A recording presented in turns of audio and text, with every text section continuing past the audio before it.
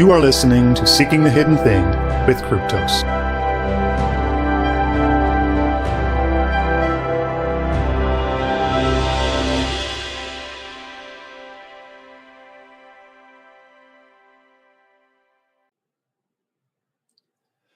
Welcome, everyone, to the Seeking the Hidden Thing podcast. And I'm delighted to have with me Ben Fleming. Ben, welcome. Thank you. Nice to be here. Yeah, well, I'm having Ben on because we have had a chance to chat sort of offline, out of the sort of the timeline, about a very interesting kind of observation. I don't even call it necessarily thesis, but an interesting observation that Ben has in regard to us in the present moment, is that we've gotten ourselves stuck in a frame that was largely set for us in the late 1800s up through mid 1920s. Hence the title of the interview here is, we're stuck in 1925. And that we're playing out a lot of the things that were set in motion there. But the really interesting thing is that we don't really talk about this era. And we kind of talk about everything that happened afterwards, and, the whole post-war order, that we talk about endlessly today. Hitler is the boogeyman, and, America is saving the world from Hitler, and these types of things. And we don't talk about this era from the late 1800s up through the 1920s as perhaps being potentially more determinative for today than even an event like World War II. And perhaps maybe that World War II, because of its significance, is masking the things that went on beforehand. We just don't talk about them because history kind of, as you go back, sort of stops at World War II, and then you take a kind of big leap to the Civil War in North America, and maybe every once in a while you might pause on the stock market crash in World War I if you're really motivated. But there you have this large big black hole in between, if that's correct. So maybe you can set that up for the audience, Ben, and just sort of lead us off that way. Sure. So, like many people in our circle, after the events of 2020 and 2021, I realize something just isn't right with the story as it's presented to us. And also, like many people in this circle, my research brought me across one Curtis Yarvin. And the guy, he likes to talk, but he also drops a huge reading list. And unlike some people in our circle, I actually put the effort into reading a lot of this stuff. And a lot of the things he quotes are from around the turn of the century, from that period you're talking about, the so-called progressive era, and some things that precede it in the Gilded Age. And I realized something when I was reading some of these older texts. It seems like when you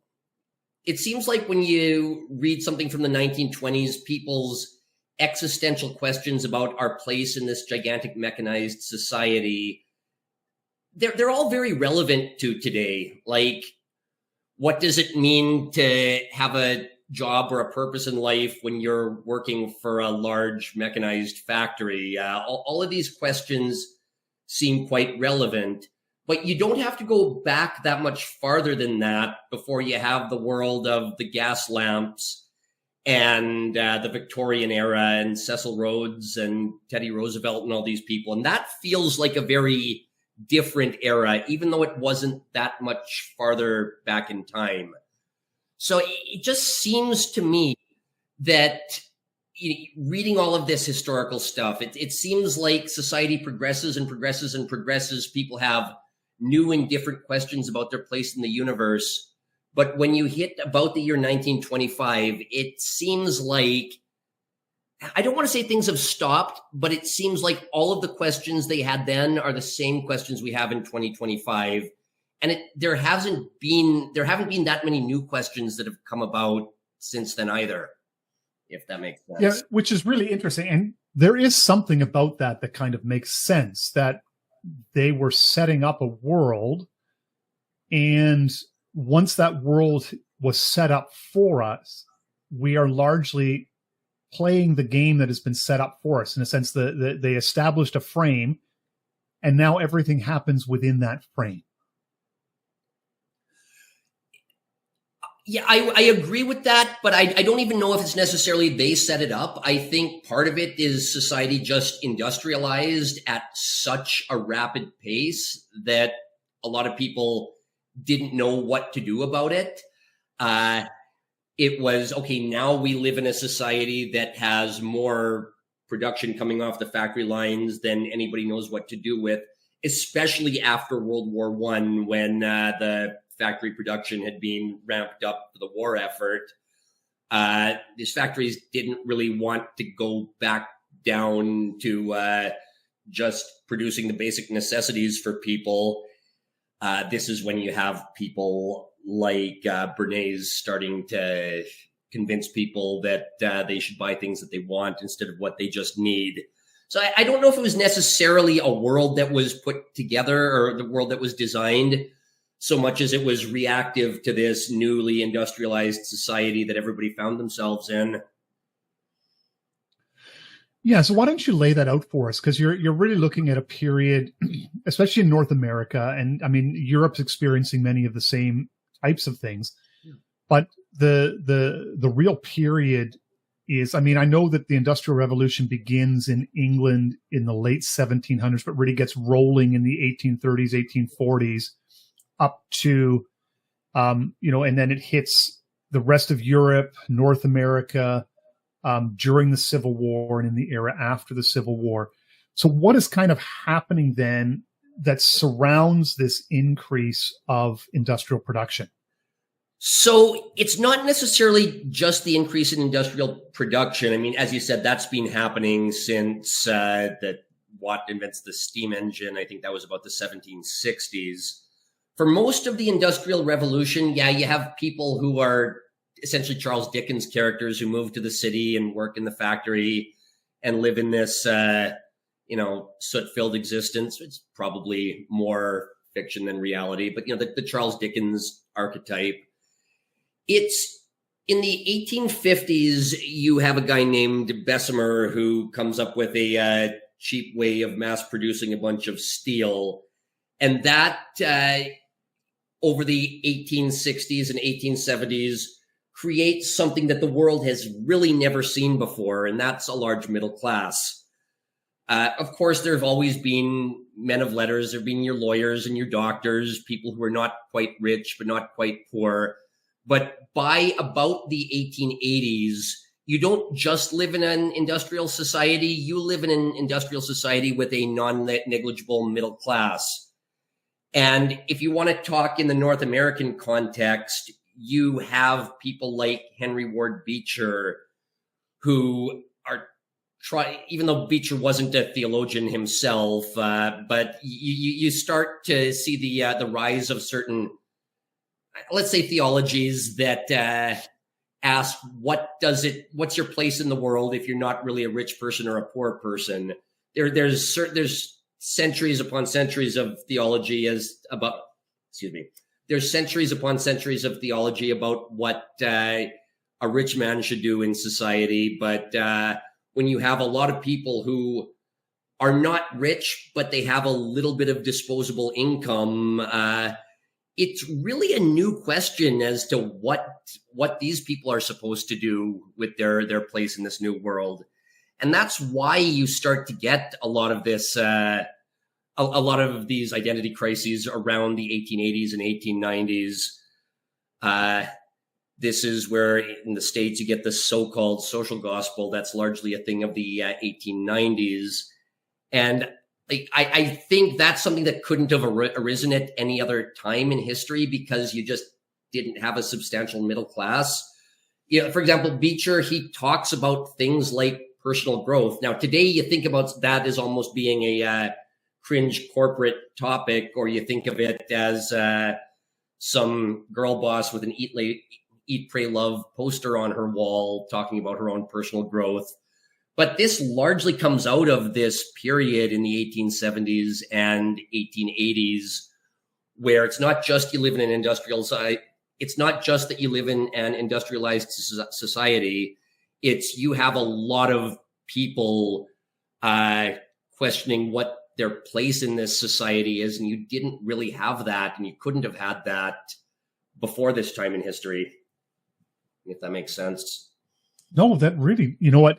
It's interesting now, because as soon as you say it, it makes a lot of sense. It's like, yeah, you've always had wealthy people and you've always had poor people, and there was always a group of, you know, professionals, merchants who were not quite nobles and weren't poor, but they were a relative between the nobles and the I guess the proper term would be the gentry.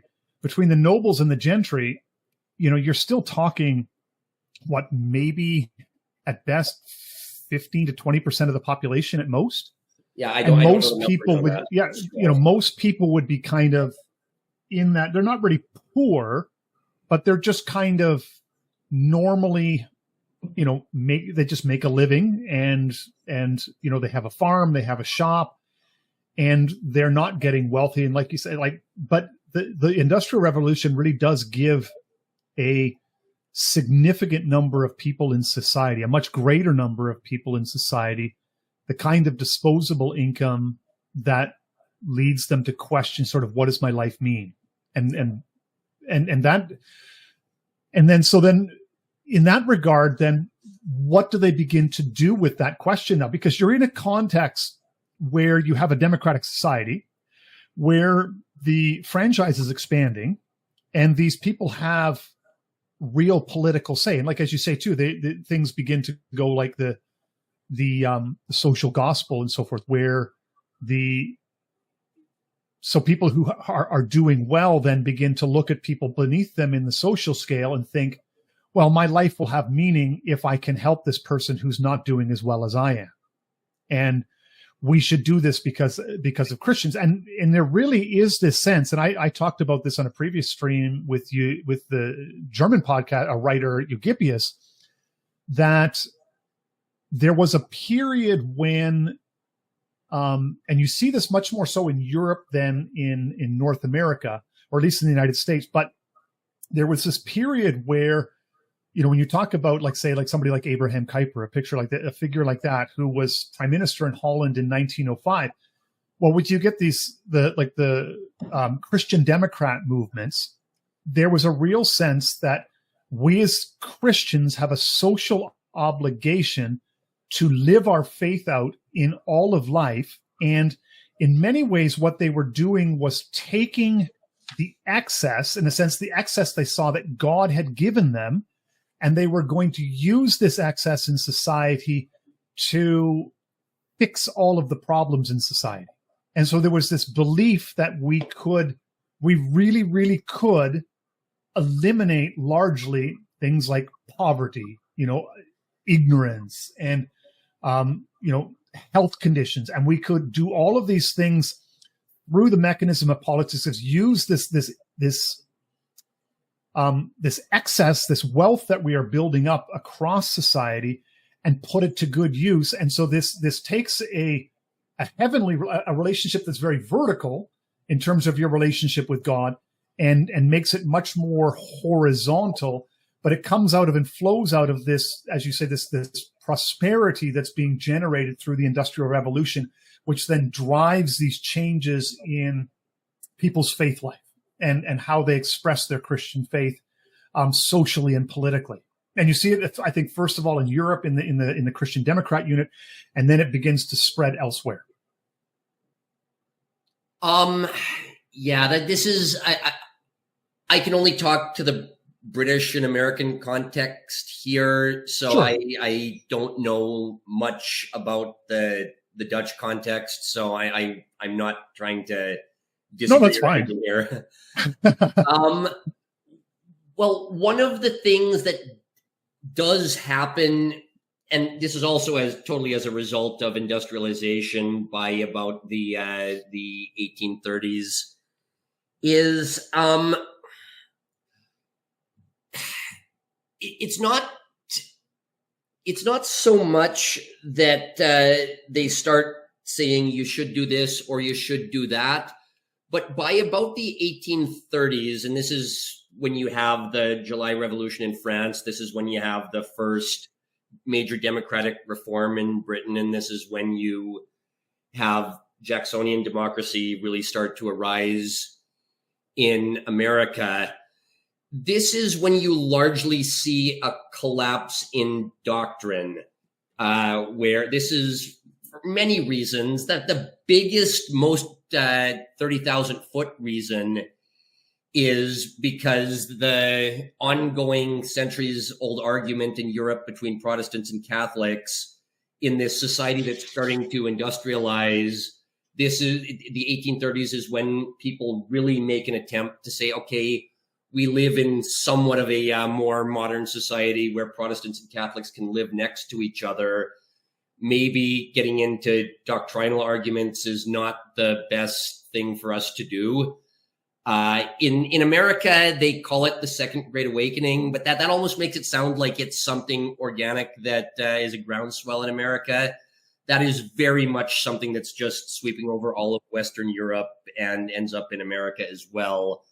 But the way the flavor that it kind of takes in America, because America's mostly Protestant at this point, it's the Calvinists and the Methodists decide to bury the hatchet, because Calvinism has the doctrine of total depravity, where there's just nothing you can do to be a good person. You're dependent on the grace of God. Whereas the Methodists are going to say, no, the second you come out of the womb, you are not totally depraved. You can't stop yourself from sinning, but until that baby sins for the first time, that baby's not actually a sinner. And for hundreds of years, well, I guess the Methodists haven't been around for hundreds of years at that point. The Methodists have maybe been around for 100 years. This in America, the revival movement is largely accompanied by a loss in doctrine, where they say we're just not going to get into these doctrinal arguments anymore. We're just going to say we're Protestants. You're Methodists. We are Calvinists. We're Presbyterians. We are taking part in the Protestant project, but we're just not going to, say Methodists are, what's the word? We're not going to say Methodists are heretical or anything like that anymore. So from the 1830s onward, you start to see something that gets called the Protestant consensus in America that comes out of this collapse in doctrine. I know I said we were going to talk about the 1920s. We're moving even farther back in time. Oh, that's fine. We'll get there. We're good. But this causes a bit of an issue because, as I'm sure you well know, if you go right back to the start, if you go back to the writings of Calvin in the Institutes, he says you really only have to do three things, or at least there's three things that are more important than everything else in a church.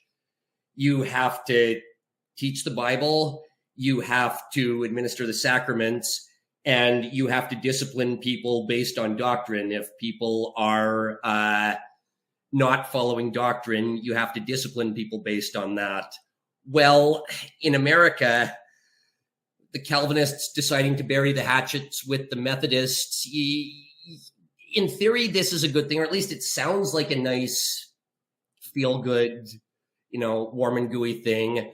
But what happens, you get all of these fanatical Protestant movements, I'm not even going to call all of them Protestants, but movements that grow out of American Protestantism, like the Mormons, the Shakers, the Millerites, and the Oneidas, and you get all of these movements, these fanatical movements, largely that come out of upstate New York, and this is allowed to happen because there's no longer, strict bounds. There's no longer guardrails on things anymore.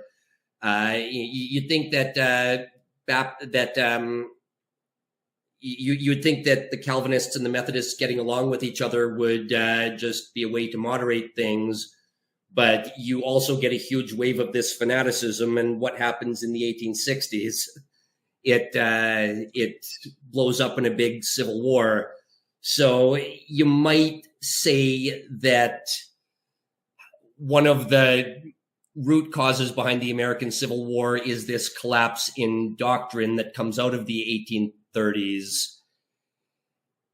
And but without going down that rabbit hole either, you'll notice that from about the 1830s onwards in America, the main focus is revivalism. Have these revivals largely in small towns and in urban settings. Just get people to repent and say I'm saved, as opposed to really accept the doctrine of this denomination or that one. So by the time you reach the late 1800s, this has been going on for 50 years. And I just think it's, as they say, ripe for destruction. And that's when you also have this new and gigantic middle class, and you have some theologians just saying, okay, the world is different.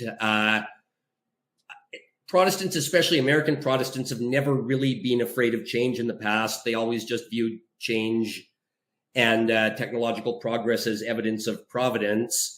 So they say we live in this new world. Like, maybe it's time for a new theology to represent the world of the late 1800s.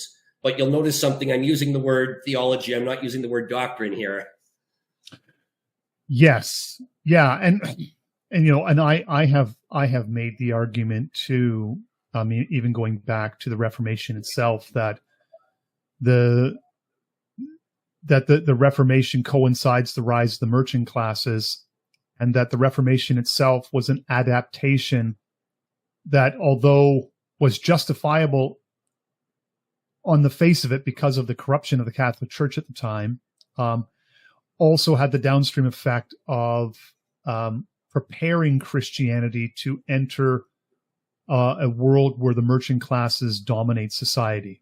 And so you have that, like, as you say, the ground was laid several hundred years later, but then as industrialization took off, it was really into a Christian faith that was already adapted to a world that was more practical and less mystical. So it's more, and yes, because of, there was a kind of tiredness over the religious wars that just sort of in the 1700s, people just got tired of all of the infighting and just kind of moved on. And the problem is that most of the doctrinal questions, there really isn't anything new to argue.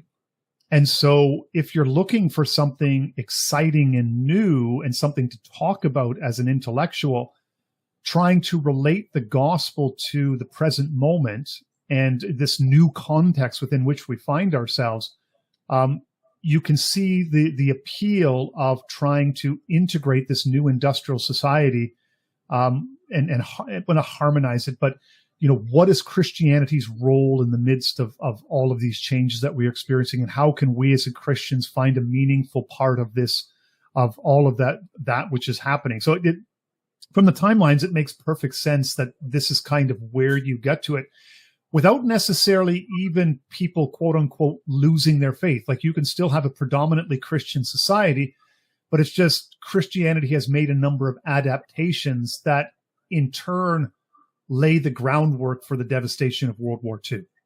So again, I agree with everything you said there. But it just is interesting, though, that Calvin specifically said, we can remove ourselves from the Catholic Church and we can have a much more, meat and potatoes, just bare bones faith. But he specifically says you need to have doctrine. And if you don't have doctrine, you're just going to devolve into infighting. And you could make the argument that the U.S. Civil War was Calvin being vindicated on that one. That's an intro. I have to think about that one a little bit, but yeah. So this gets us then, though, to the 1880s, and there's a number of figures that you point to that emerge in this period of time that kind of do the intellectual groundwork for laying the foundation for what's going to come as the Civil War era closes, and as everybody gets back on their feet again, so to speak.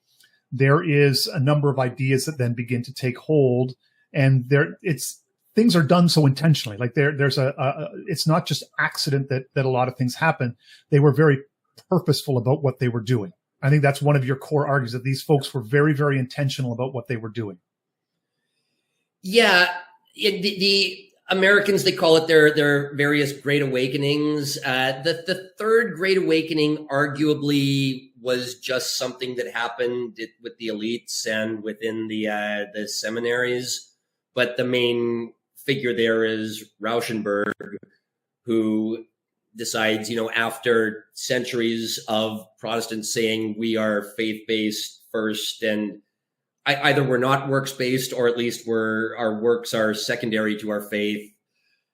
People like Rauschenberg come along and they say, just in this world with just so much plenty, so much stuff coming off of the factory lines, we should maybe move our charitable works to the forefront.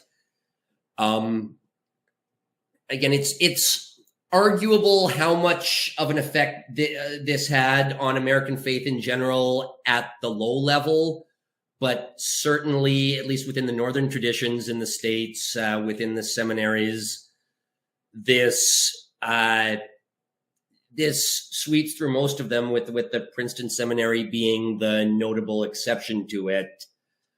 The Princeton Seminary is the one that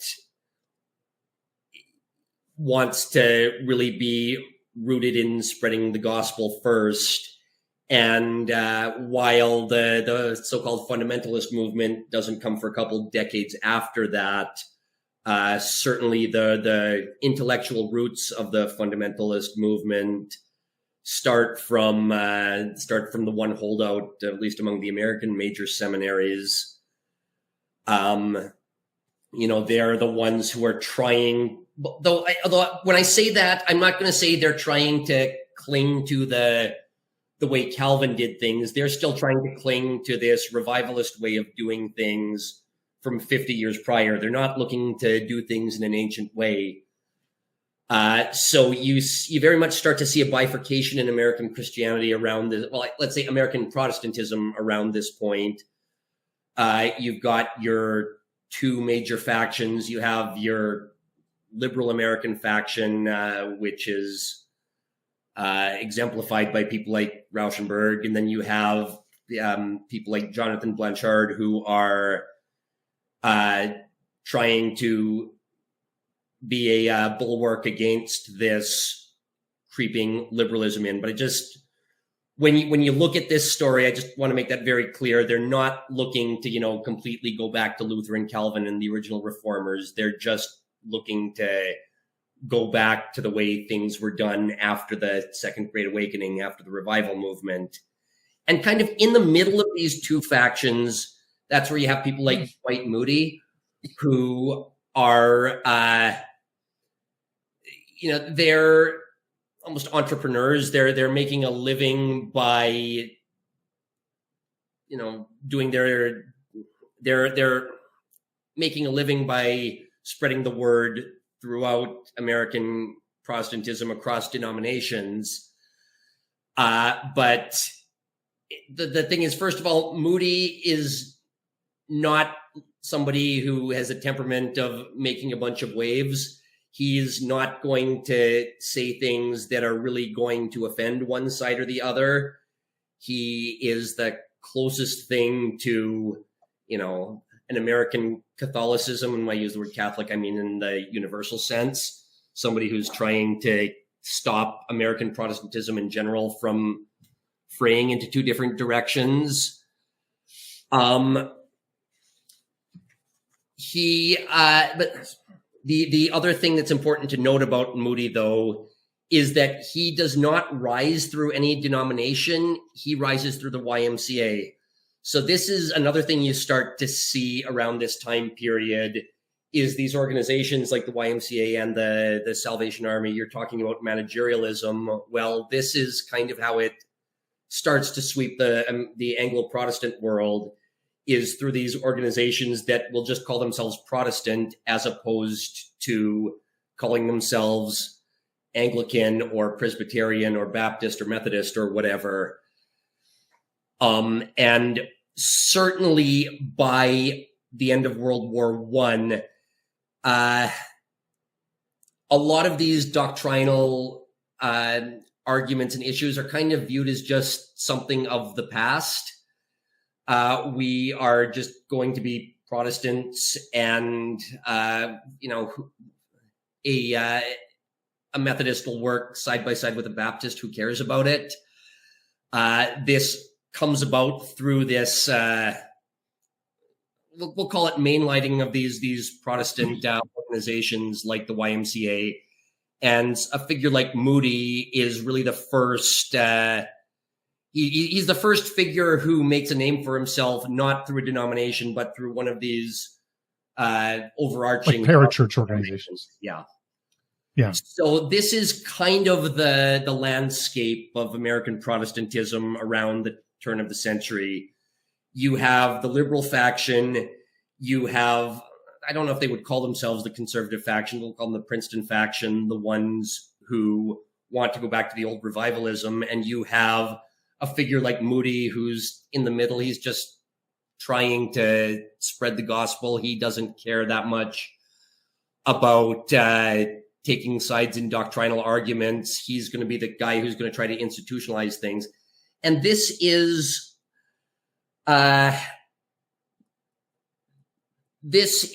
just, like I said, you're going to have theological arguments, but doctrine is basically dead by this point, at least as far as what animates the main American denominations. And from this landscape, that's where you get figures like John Dewey, and you get figures like Herbert Crowley, who later goes on to found the New Republic. Now, who's Crowley? Crowley, in 1909, he writes what is sometimes informally called the Manifesto of the Progress. He writes what's sometimes called informally the Progressive Era's Manifesto. It's called The Promise of American Life. He says, all right, we live in this world of such great abundance. But, America has always been viewed as the land of promise in one way or another. But up until this point, that just meant you had the chance to go buy some land out on the frontier, and you might succeed or you might not succeed. But now with all of this great prosperity, maybe we can remake the system in a way that we can guarantee everybody's going to succeed at least to one extent or another. As I said, after World War I, he's going to be one of the founders of the New Republic, along with figures like Walter Lippmann.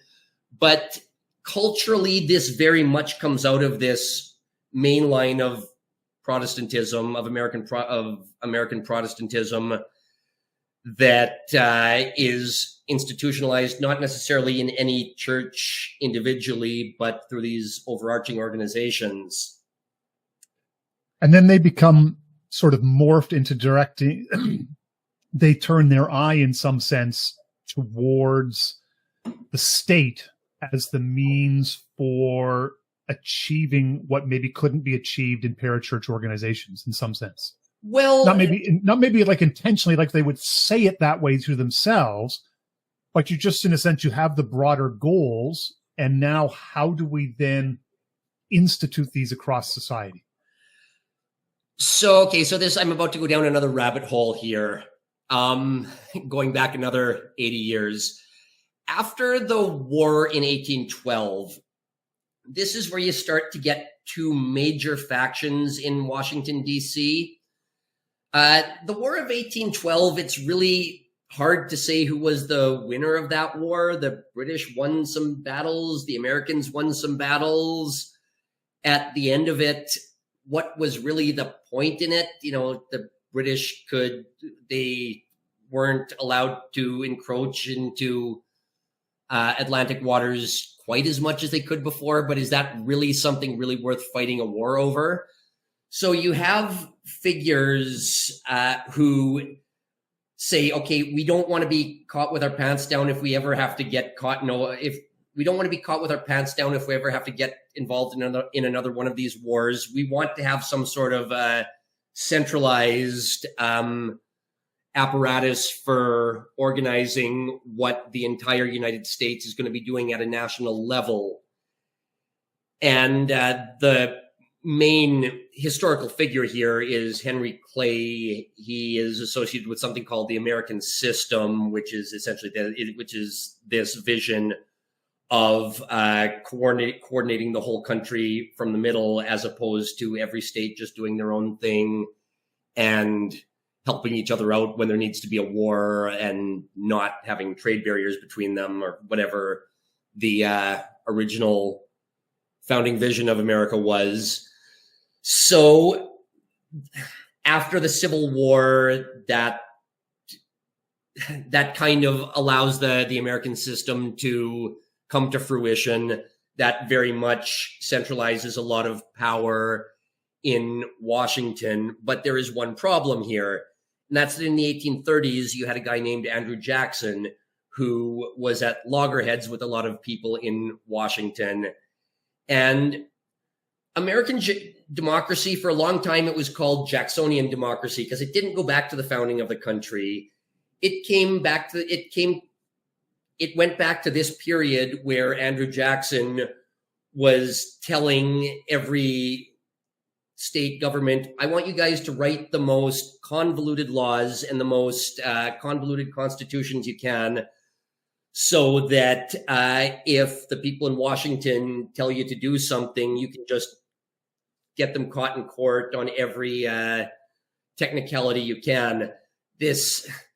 In fact, the Crowley's essay talks a lot about this. He talks about how America is uniquely a country full of lawyers that could pull something like this off. He said it wouldn't work anywhere else. So Crowley talks about how there's just a lot of these vestiges from the Andrew Jackson era, especially at the state level, that would get in the way of this overarching vision, which he kind of sees as the heir apparent to Henry Clay's American System. He talks a lot about how you have things like machine politics in the cities. You have people like the local bosses who, if you can't make them happy, they can hold everything up in courts. He has actually quite an amazing line in this essay. I think everybody who is sympathetic to elite theory will appreciate this. He says, up until now, America has run on a combination of democracy and corruption. So he views this period in the early 1900s as a chance to not just create this society where everybody is going to have a chance to have some minimal level of success. He also very much explicitly says this is our chance to rethink democracy and to do it in a new way.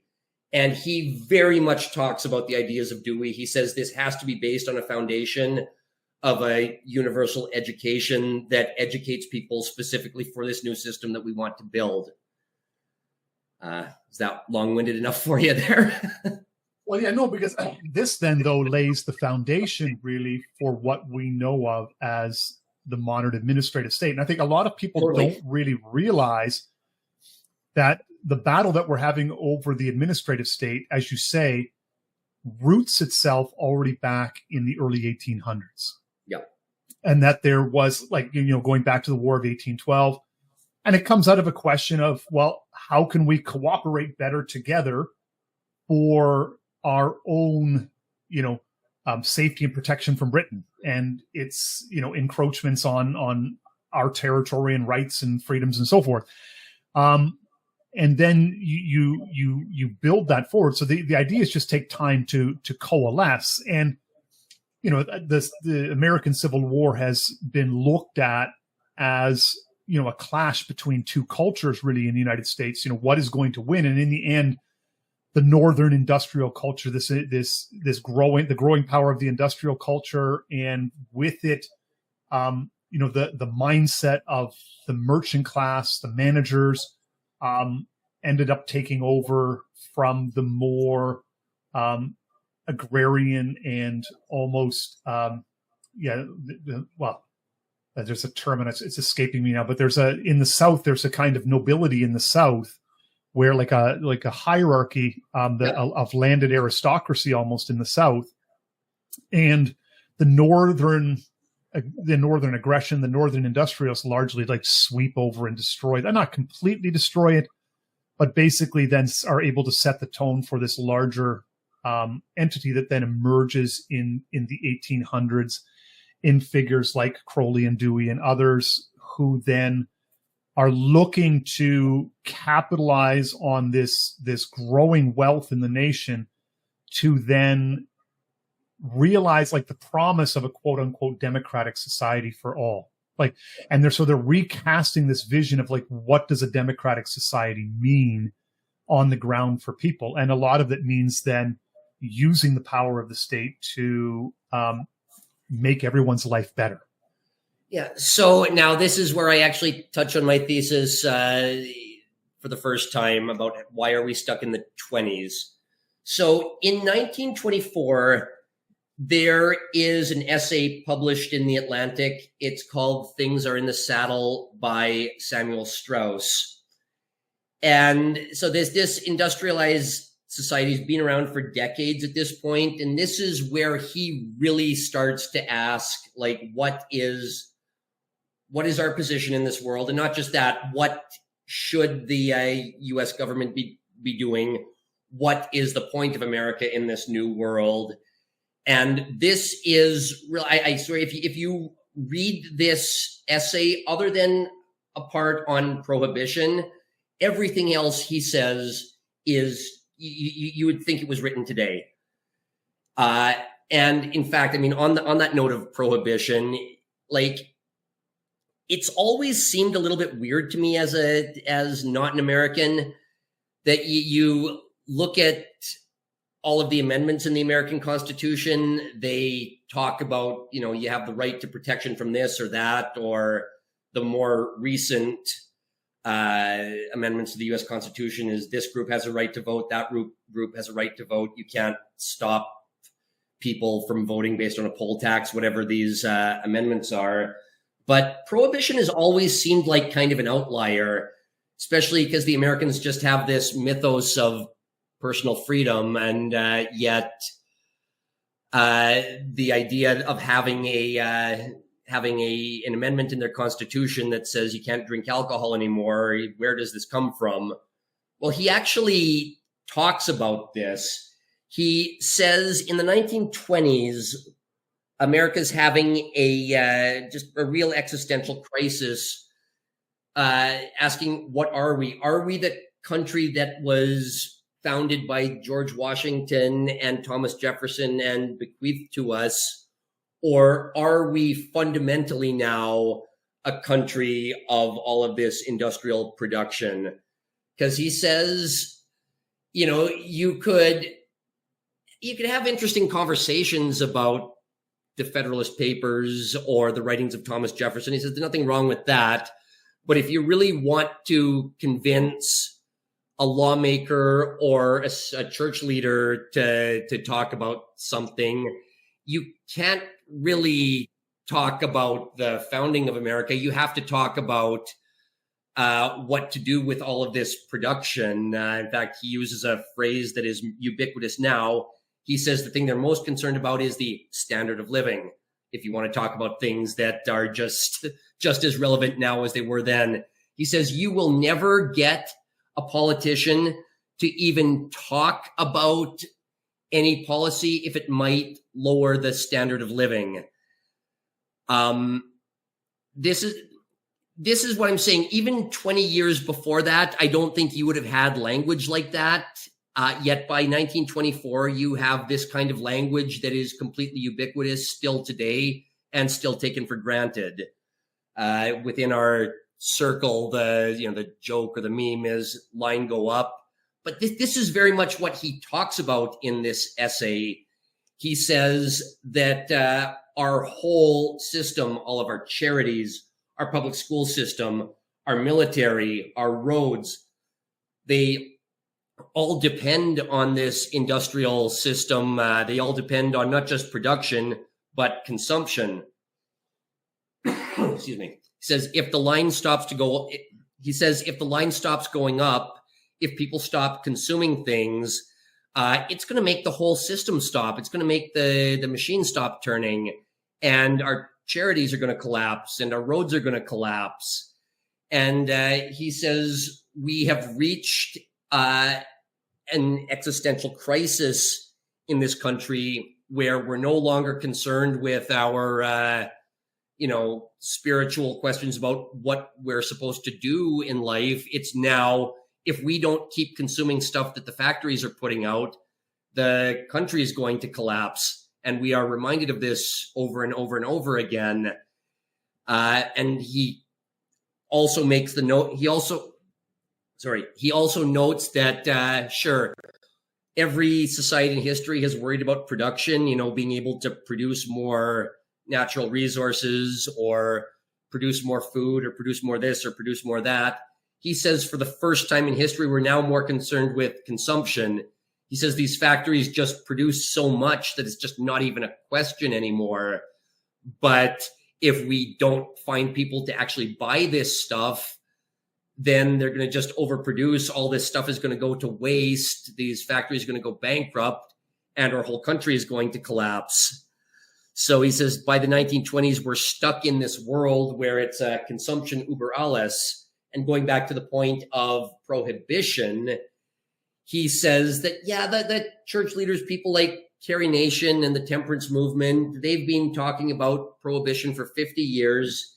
It never really went anywhere, and it never was going to go anywhere. But now that people like Henry Ford are saying, if people spend too much time drinking, they're not going to be saving up their money to buy a car. That really got the ear of the powerful people in Washington and the lawmakers. And that was what allowed something like prohibition to get literally written into the U.S. Constitution. He says that the word he uses is consumptionism. He says consumptionism has become, by the 1920s, the almost underlying philosophy or the North Star of American culture. And I don't think there's anything specific to American culture about that. I would imagine it was like that throughout the West. Now, I ask you the question, have things really changed since then? If people were to stop buying things that were made off the factory line and were to stop buying things that were imported from China, a lot of people would lose their businesses, and that would have a lot of second and third order effects in our culture. So do you think anything has really changed since Strauss wrote this essay?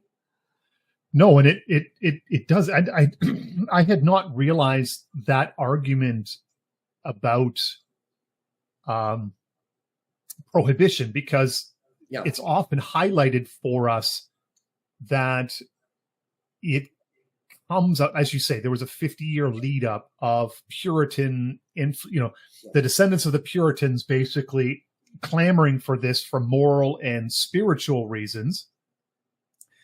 But it's interesting that the whole thing got done because people were of the mind that, well, drinking makes people less productive.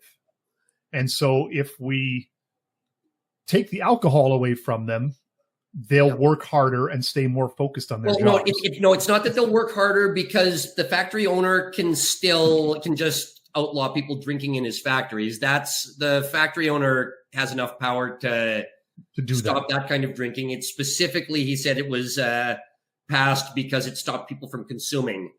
It was on the consumption side, not on the production. I see. Side. So they're because they drink, they're satisfied and happy. Yes. And therefore, by taking the alcohol away, you awaken all these other needs that then cause them to go out and buy things to compensate for the fact that they're not drinking. Yes, that's exactly what his argument is. He says specifically, he says all this stuff about the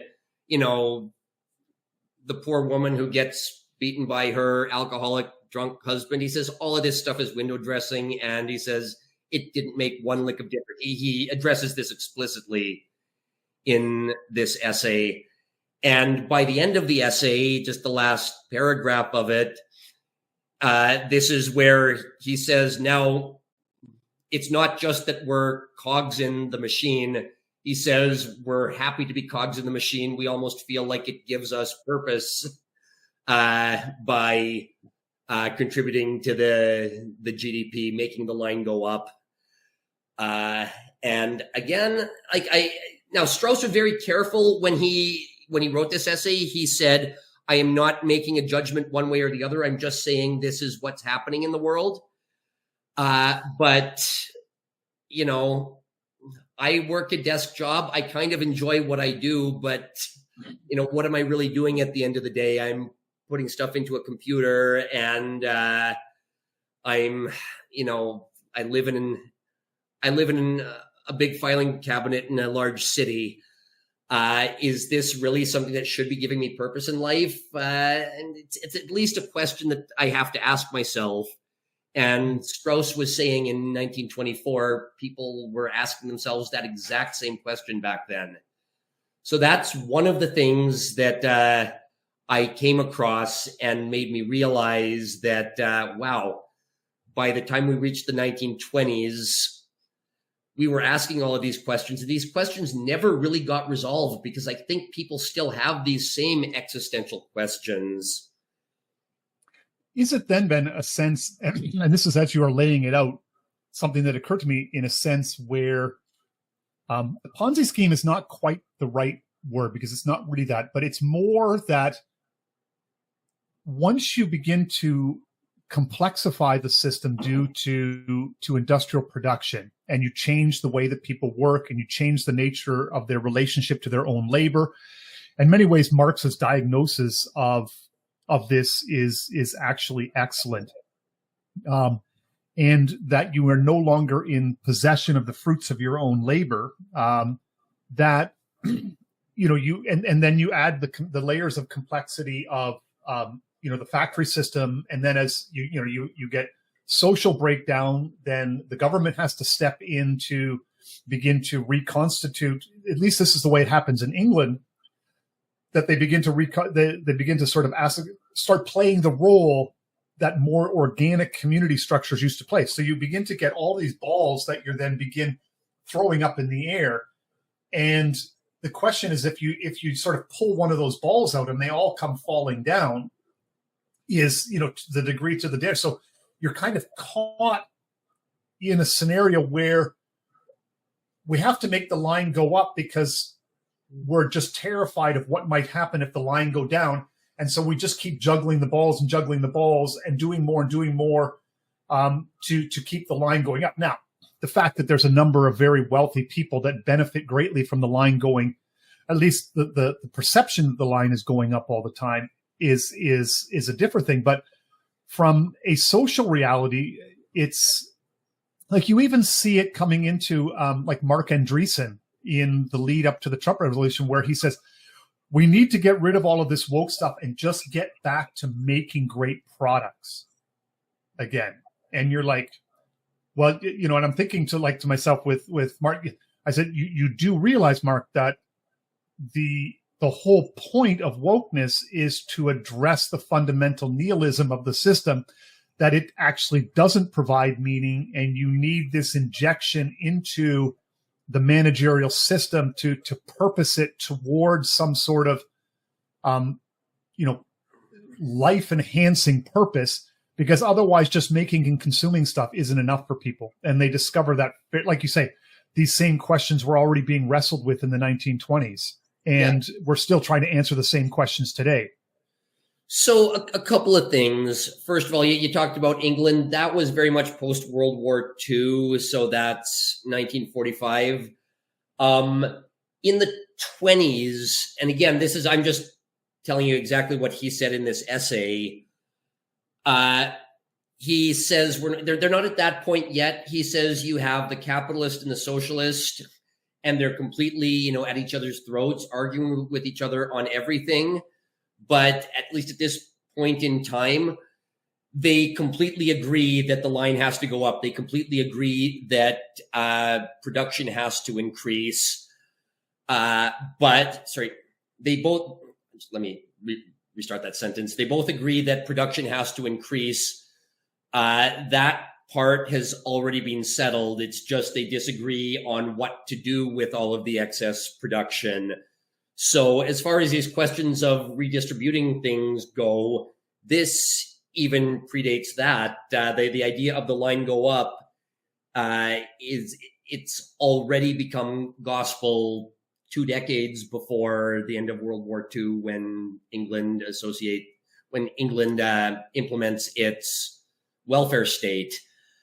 Another thing, you want to talk about that example with Andreessen. Another thing that Strauss says in this essay is he talks about how newspapers are all consolidating because it's not the days of the frontier town where you have 10 newspapers which are all independently published, kind of similar to Twitter now, where we all put our voices out there. It says by the 1920s, probably even earlier than that, probably be by about the age of people like Hearst,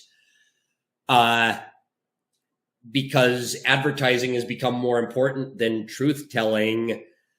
All of these newspapers are consolidating because if industry wants to advertise its products, it wants to do it in newspapers with a larger reach. So instead of having 14 small newspapers in a city, let's have one big newspaper, at least only 2 big newspapers that are completely full of advertisements. And to your point about Andreessen, Strauss asks, what does a free press even mean? He says, if we are so focused on efficiency, as a lot of people are now and a lot of people were then, does it really matter how free the press is? You've just created efficiency in the system by consolidating 14 newspapers. So he says, if your moral and ethical system places a premium on efficiency because efficiency means more output gets put into the system, and that can keep the military and the public school system and the charities afloat, then, I mean, who cares that you've lost a whole bunch of voices in the town square? You've created efficiency. And again, Strauss is very careful. He's careful not to be pro that or anti that. He just says this is the way it is in the year 1924. And he says this is a question that we really should be answering sooner rather than later. But 101 years later, I don't think we've answered it. Well, this is one of the reasons why I appreciate the writing of Jacques Ellul. So he wrote the Technological Society in 1954, right? So there he's making the same observations, that there is a logic to the Technological Society that is seeking to consolidate, to manage scale, because you're continually looking then for greater efficiency, greater scale, and then consistent outcomes. So you want to always create a consistent outcome. You want to create an efficient product, and doing that will then, means bringing things up to levels of economies of scale. And the managerial techniques and these organizational techniques facilitate this growth of scale that is internal to the logic of the market, with people like, earlier, like Strauss, you're saying, are noting that are necessary, just to the sort of the internal logic of the industrial marketplace, demands economies of scale. And so you, like in everything, like, what does truth mean when newspapers are consolidating to maximize the reach of advertising dollars and advertisers?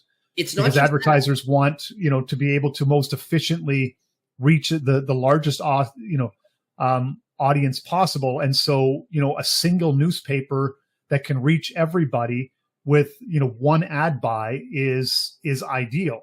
And so, the logic of it. And then so you begin to apply that to government and corporations. And everything wants to scale up to sort of this kind of maximum, and he says each technique breeds more techniques that then integrate into other techniques. And you basically get sort of almost like a singularity, but like a singular unified, reinforcing system that really, and this is the kind of thing is the complexity of it begins to, and this is kind of where we're at. We haven't answered any of these questions.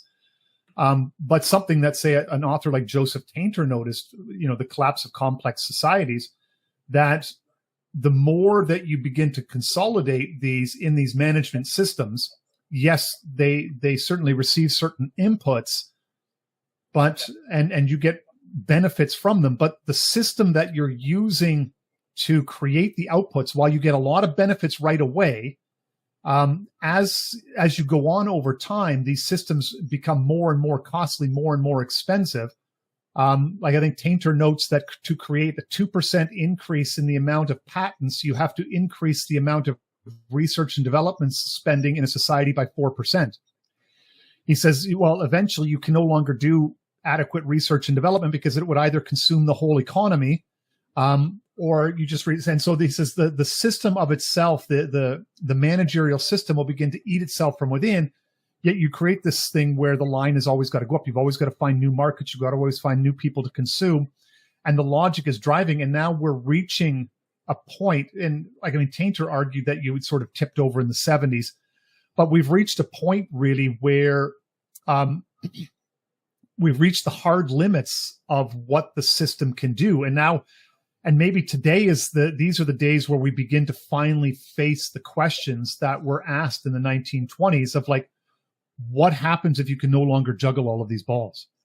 So a couple of things. First of all, the way you framed that, you used almost positive words like, we're consolidating or we're creating efficiency when we're consolidating 3 newspapers into one.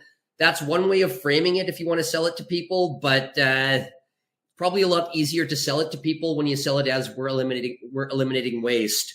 We are eliminating waste in the system that could go to other things. I think that's largely how it was sold in the first place, not necessarily as we are trying to be a soulless newspaper that is churning out more propaganda. We're just eliminating waste from the system. Which is also that Mark Andreessen framing and the Elon Musk framing of their desires to reform the American governmental system is we want to, if we can eliminate the waste in the system, we can free the system again to produce great products. And we can unleash it again by freeing it from all of the waste and inefficiency that's there. Yeah, that's again, it's an existential question. Do we want to live with a little bit of waste in the system to keep our humanity? To me, that seems like an obvious yes. But again, I've just given you a primary document from 100 years ago where he says a lot of people back then were saying no. And I mean, as much as it seems like it's obvious to me that I want to maintain some humanity, I don't think that that is universal within our peer group. In fact, the classic example of that is the university student who shows up to some rally or to some social justice cause, talking on behalf of the poor with like a $1,200 smartphone and designer clothes. Like, why is there no contradiction there? There's no contradiction there because she's just increased consumption in the system, and this is where it goes back to. Well, that's exactly it.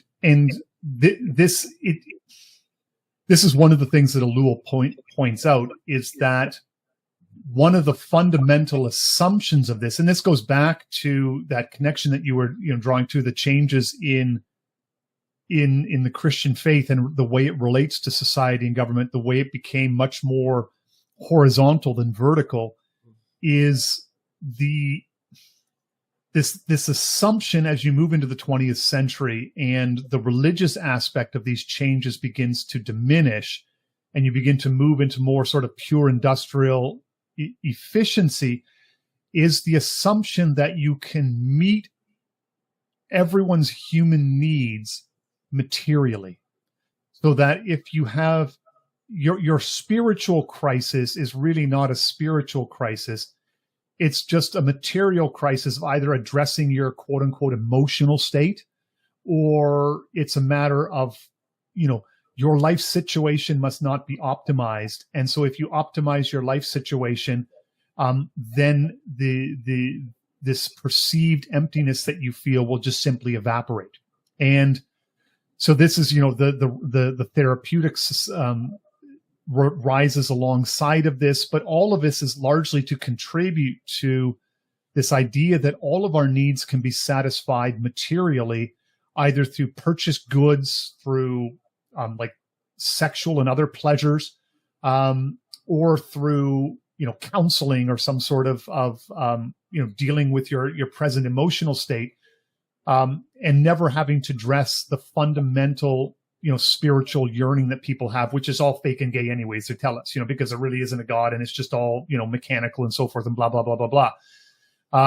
And so the system is really geared. And then so you get somebody like, again, and I don't want to pick on Mark Andreessen, but, just because he said these things, that this idea that then, what we really need to do is just eliminate all of the waste in the system and make great products and it'll all be good again. And, after 100 years, it seems like, well, we've been at this now for 100 years and you haven't been able to answer the question. You almost get to a point like in your courtroom where it's like asked and answered, Yeah.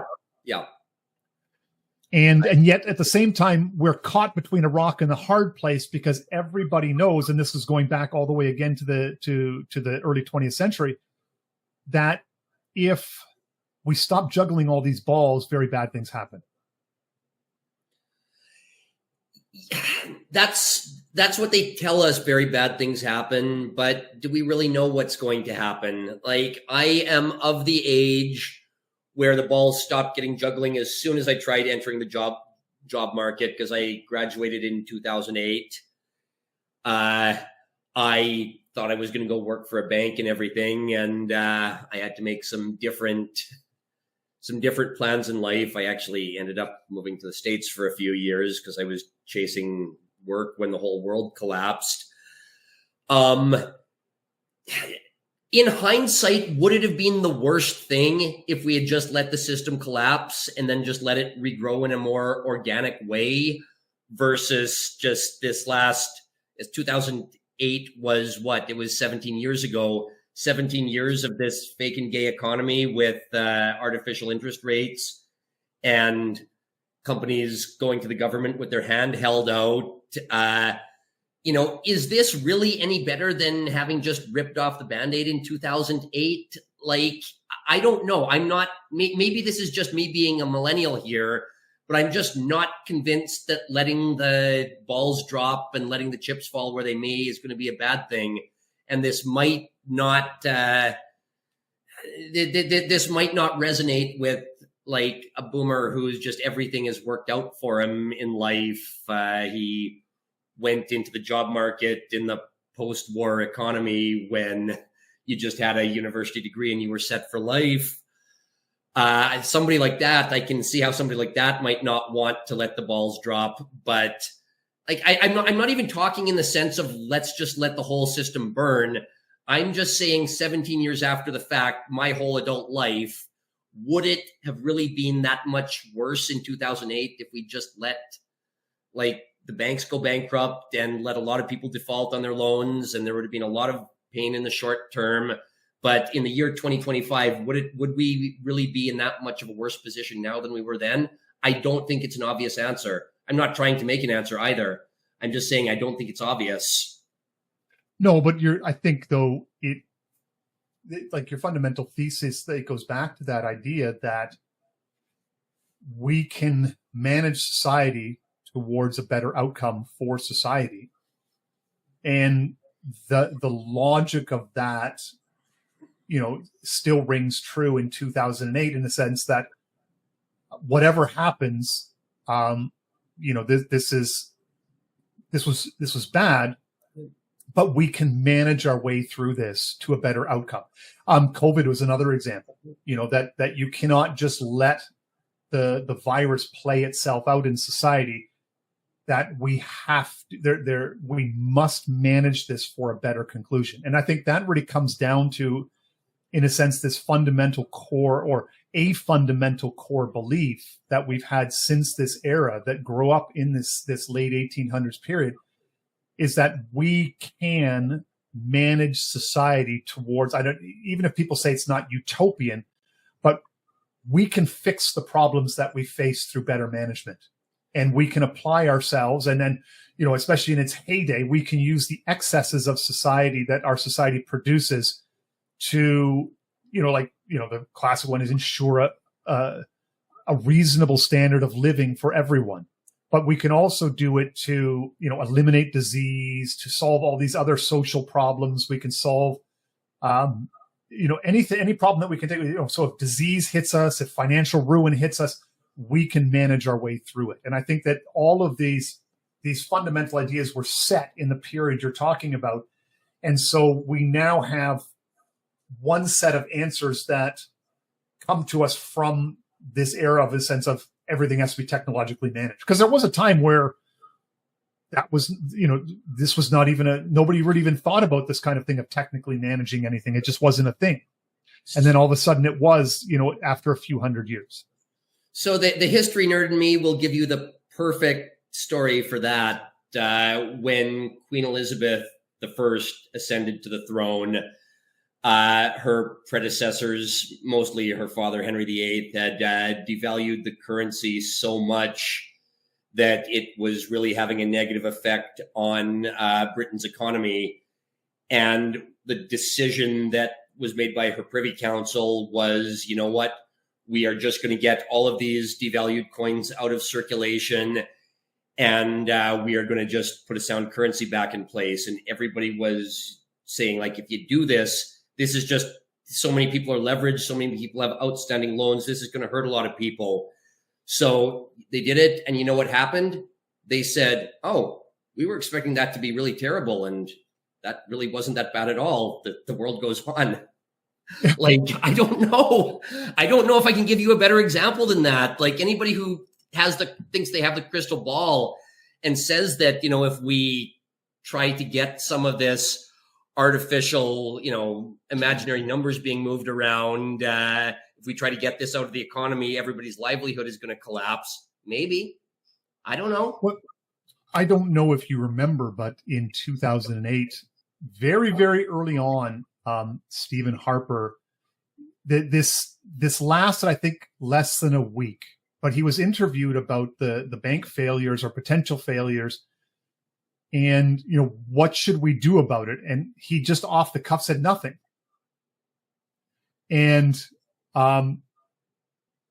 was pilloried for it, and very quickly had a plan to present to people about how to address the situation, because nothing wasn't going to cut it, right? And it was sort of like, because you have to do something to fix it, right? Or you're going to get crucified politically. But that's what the Joker said in that Batman movie. He said, as long as somebody has a plan, people feel comfortable. That they're just worried about the guy who doesn't have a plan. Yeah. And this is, I think, the thing that really, that I guess it comes down to like there's all of these discussions that are going on in our sphere. And even today, this is one, I find it fascinating because I look at this from the side of the growth of the technological society. And I think that you're right, that really once the technological society was set in motion and really kind of reached its maturity in the 1920s, that all of the questions that we have largely been framed by this reality since then.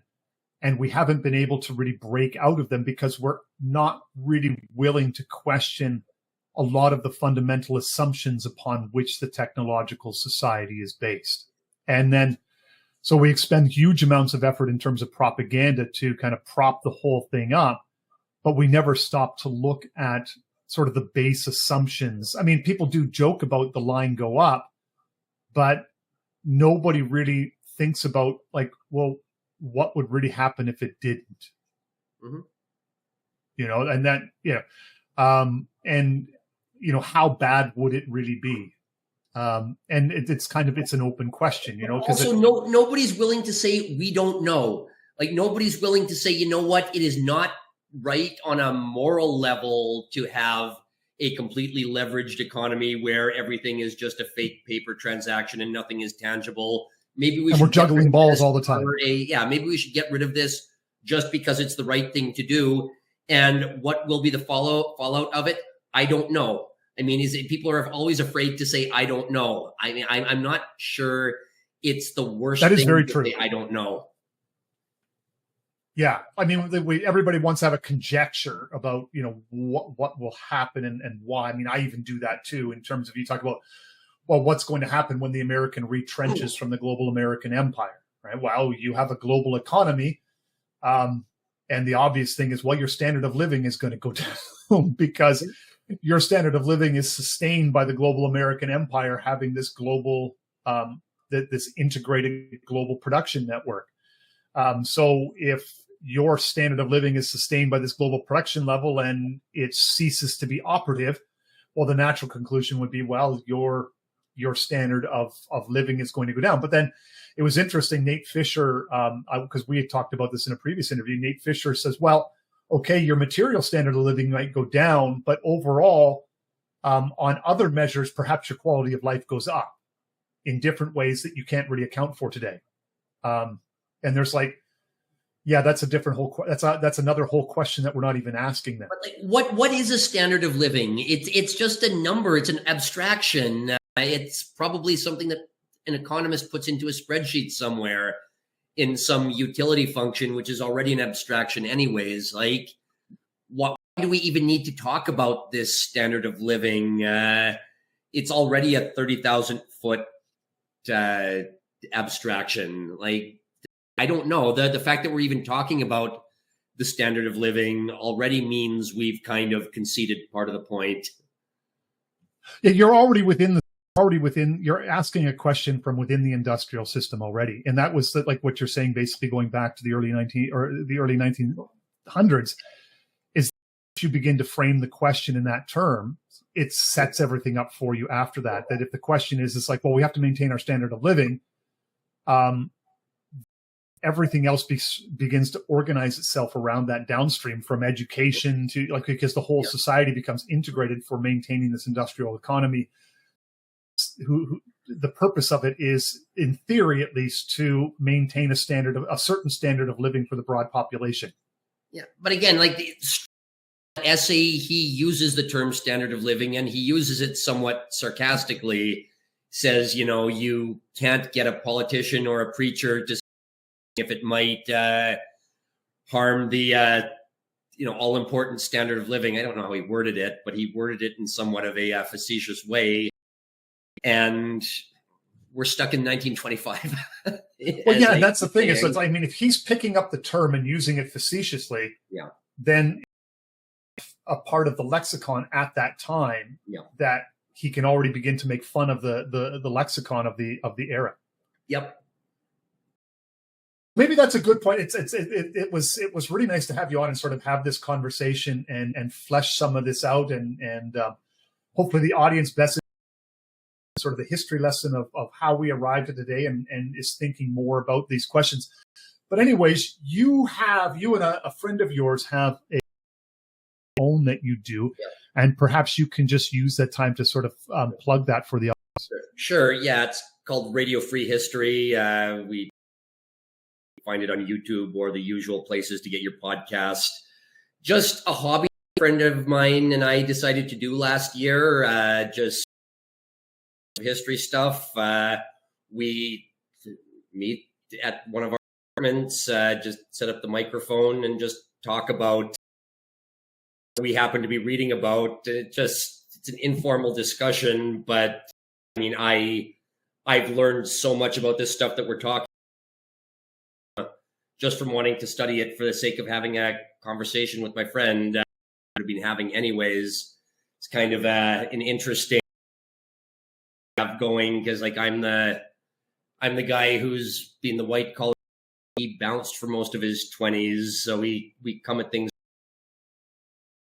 But I've had a lot of fun doing it, and I've gotten to meet cool people, gotten invited on live streams and interviews, including this one. And yeah, very good. So radio free history. Radio free history. Yeah. And we've kind of been in the less cerebral realm. Like I said, he bounced for most of his 20s on the same YouTube channel. We've been a series of videos called The Night Watch, where he's just telling some of the he's seen from the underbelly of Toronto's bar scene. That's just a little bit more comedic, not the history podcast is the big one. You're in the middle of a sprawling 6-episode Why Modern Art is So Lousy. Yeah, so it's supposed to just be maybe 2-3. Just, okay, I need to get to the bottom of how art got ugly. I think the first episode might have been in October of last year.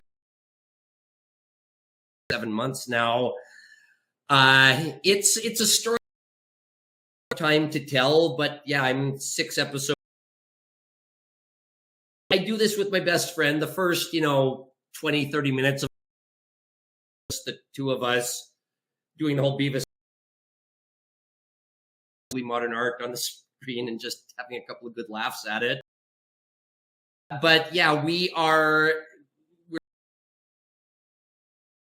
to the same time period we're talking about now. We are talking about the state of art in the immediate aftermath of. So some of the stuff we're talking about has actually been a couple of episodes I've done. Well, hopefully people will check that out. And again, thank you for a fun and entertaining conversation.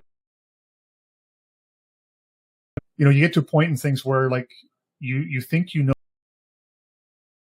I find with the conversation where you think, like, yeah, and framing us and making us think about it that way. And yeah, my pleasure.